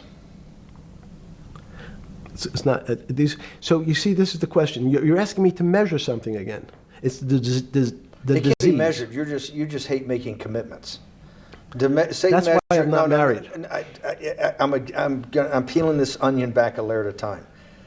All your bullshit and happy talk can't be measured like that. Is that to say measure it's a commitment. You don't even like a commitment when you answer a question. I don't. As know. they say in golf, commit to the shot. I don't know what it means to be measured. You do know what it means to be measured. You're one of the leading currency traders, hedge fund guys, or stock market financial wizards. You're in the high priesthood of high finance. You certainly know how to measure. That's why you're a billionaire. Any other answer besides that is total and complete bullshit, and you know it. I know very few things. You know things can be measured. You measure every day. You weigh and measure every day. You weigh and measure people. You weigh and measure leaders. You weigh and measure economies. You weigh and measure politics. It's a very good. You weigh and measure. You weigh. Hang on. Your whole life, in fact, is measuring. So what you've now done is a great thing, is you've used the word measure, a mathematic term, in the common vernacular and abused it. So I don't even recognize what it means. It's so abusive to my field. Why? And let's go to that. In mathematics, measure means what specifically? There's no specific. It's an approximation, or giving something a number. Einstein said, we're not asking you to go to the 9th decimal point. You didn't say that before. No, you're not going to the 9th. I don't even. What if I say measure how tall are you? You'd say in your case 6 foot. 6 feet. But is it 6 foot 1 inch? Give or take, it's between 5'11" and 6 feet. But what's that? But I want. So the question is, I want an accurate. I got Zeno's paradox. I don't even know what it means Right. to measure you. Am I measuring the top of your hair, the top of your skull, the finer, the more. You're being rabbinical. This is like. I shaved my beard off. I used to be rabbinical. No, my point is, isn't that going through the Torah where you're parsing every definition? No, so, however we broadly define measure, your life literally is about measurement, is it not? It's about putting numbers on things so that I can try my best.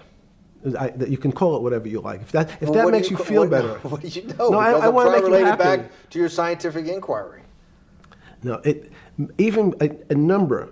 People don't. A number is a complicated When did thing. you come? When did you come to this When did you come to this aha moment? Was when it was in your solitary confinement, when the biggest financial crisis in world history was going on, in your 7x9 jail cell with your metal bed and your two brushes because you were a trustee with the brown uniform on, trustee spelled wrong?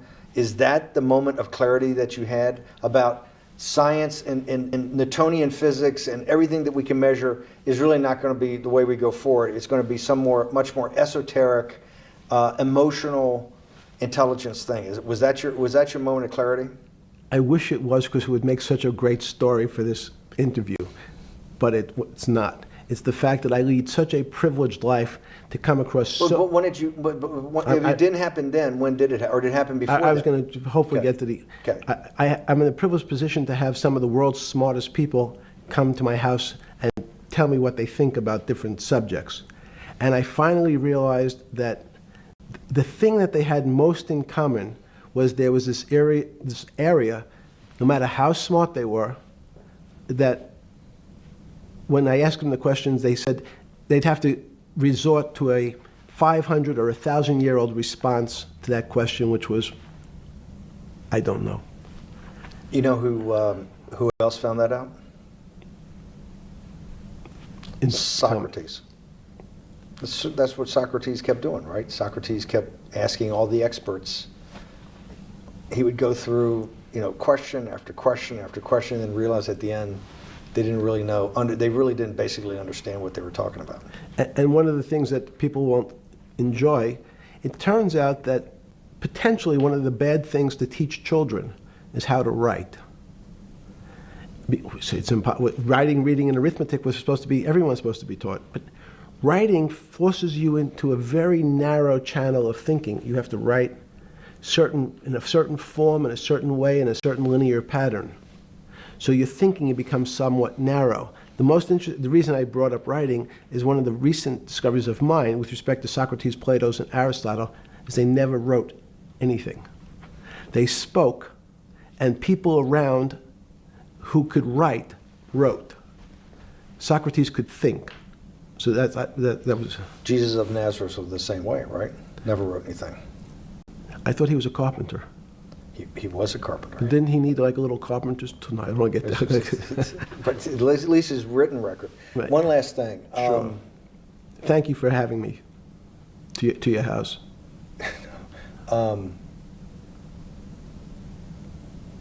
Vegetable juice. Let's go back. Look what vegetable juice does. When did the beginning of that, was there any one aha moment in all these great thinkers? Did it happen before 2008? Was it after?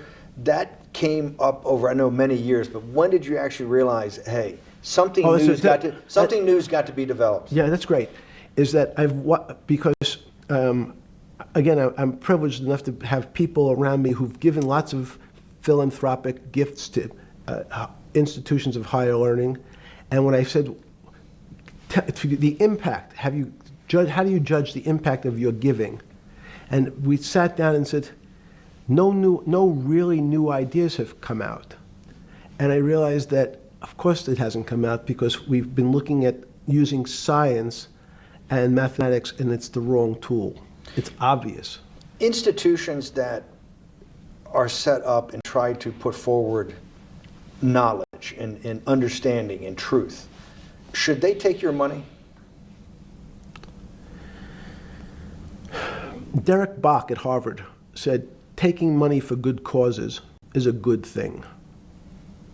So if Hitler took all the gold out of the teeth of the Jews and said, I want to give this to Heidelberg University to fund the Leibniz chairs so that I can study high energy physics, Derek Bach would say that was fine? Again, these questions are questions where good people on both sides, like your Charlottesville, could differ. I don't know the answer to these questions. So tell us the two. Give us the two answers. The one answer why it shouldn't be, and then the one answer. Derek Bach says, I'll essentially take cash from anybody because I got so many projects, so many good guys, and this is the way I'll do it. So I'm indifferent to where the cash comes from. Money's money. And if I got good guys, I'm the fiduciary that says these are good people and this is good research, okay? I'll take the cash from any source, including you. What's the other argument? Let me give you that. I know in my case, Is your money dirty money? if you live, I just asked a question. Is your money dirty money? no, it's not. So in fact, Why is it not dirty money?